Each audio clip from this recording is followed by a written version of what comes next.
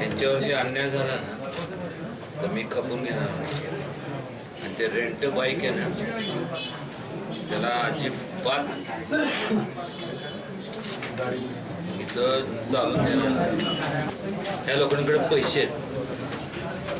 किती पैसे मला अजून कधी कधी विचार करतो पैसे किती कमवायचे माणसाने.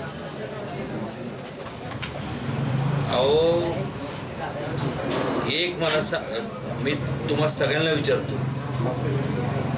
तुम्ही गॅरंटी देऊ शकता का की रात्री तुम्ही झोपला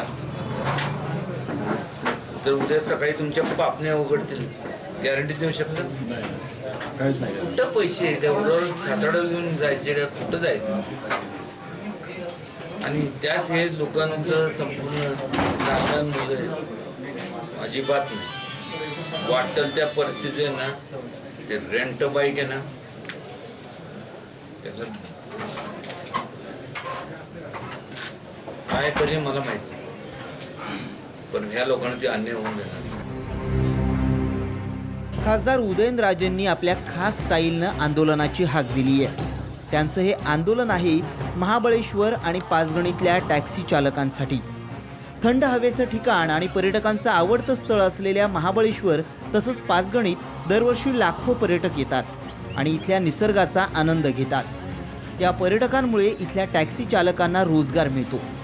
पण आता आपल्या व्यवसायावर गदा येईल अशी भीती या टॅक्सी चालकांना वाटू लागली आहे. कारण महाबळेश्वरमध्ये काही दिवसातच रेंटवर बाईक मिळू शकणार आहेत.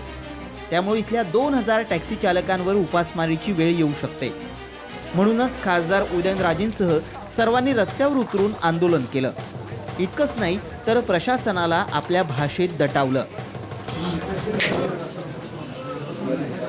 एक सांगतो, एक डायलॉग है, एक बार मैंने कमिटमेंट कर ली तो मैं खुद की भी नहीं सुनता.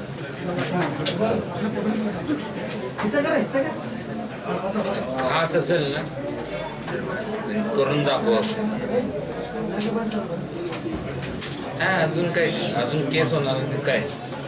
लोकांसाठी केसेस पुरावर छाताडावरती घ्यायची माझी तयारी. आज केंद्र काय आणि राज्य काय कुठं गेलं तरी तेच. पैसे घेऊन जर तुम्ही परवानगी देत असाल या लोकांना म्हणजे हे शिकलेले म्हणतात ना पण विचार करता येत नाही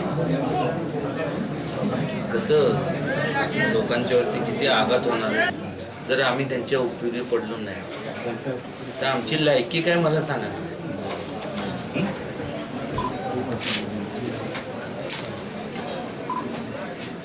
आपली लायकी निघाल्यापेक्षा ह्यांची लायकी दाखवतो नाही. महाबळेश्वर पाचगणी या भागातला टॅक्सी व्यवसाय हा फक्त सीझनमध्येच चालतो. त्यात अलीकडच्या काळात स्वतःची गाडी घेऊन येणाऱ्या पर्यटकांची संख्याही वाढली आहे. रेंटवर बाईक सुरू झाली तर ब्रिटिश काळापासून सुरू असलेला हा व्यवसाय संपुष्टात येईल. त्यामुळे टॅक्सी संघटना आक्रमक झाली आहे. पैशांच्या आणि सत्तेच्या जोरावर कुणी जबरदस्ती करणार असेल तर टॅक्सी चालक ते सहन करणार नाहीत असा इशारा या संघटनेनं दिलाय. मला एवढंच सांगायचंय की शासनाला की आज फक्त ही एक साधीशी झलक आहे. उद्या हे तुला आम्हाला जर योग्य न्याय मिळाला नाही तर उद्या आम्ही कुटुंबासहित पूर्ण आंदोलन करू. बाहेर गावातील उद्योगपती हिरालाल दर्डा हे स्थानिक टॅक्सी चालकांचा व्यवसाय हिरावून घेणार असतील तर स्थानिक टॅक्सी चालक स्वस्त बसणार नाहीत असंही संघटनेच्या पदाधिकाऱ्यांचं म्हणणं आहे.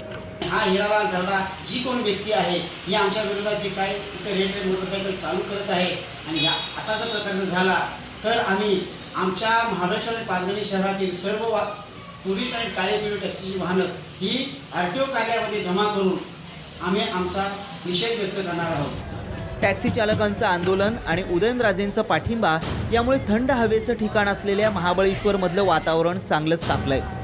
कोणत्याही परिस्थितीत इथं बाईक व्यवसाय सुरू होऊ देणार नाही असा निर्धार उदयनराजेंनी केलाय.